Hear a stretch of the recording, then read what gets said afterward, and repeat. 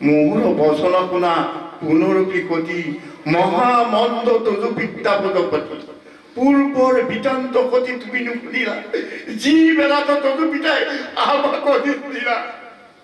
করিলন্ত এককালে যজ্ঞ ব্রহ্মা প্রজাপতি আমিও আছিলু এই যজ্ঞ ততহিদি নকরিলু নমস্কার দেখি দক্ষ প্রজাপতি সেই দুঃখে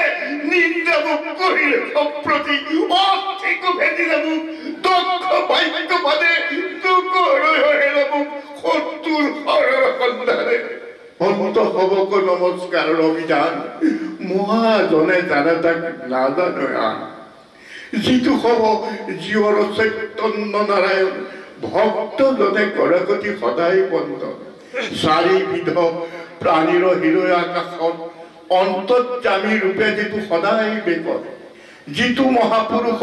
চৈতন্য বাসুদেৱ তাহাৰ চৰণে হৰ নিশে কৰোঁ সেৱ মহায় অহংকাৰী তজু পিতৃ প্ৰজাপতি নদানন্দ মহত্তৰ ই সবজমতি আৰু আৰু খুদিও কহো তোমাৰ নিৰ্ণয় মোৰ মনে দক্ষ চাহিবে নালাগয় শুনা সখী শুনা জৈতৱী তোমাৰ অকিটো দেহৰ জন তথাপি নোযোৱাই যাইতে তাহাৰো চক্ৰ মোৰ বাক্য অতিক্ৰমী যদি যাই পাচলি মিলিব তোমাৰ কথা অকাৰ্য হবনি মহাপ্ৰতিব্ৰতা তুমি আমাৰ সুন্দৰী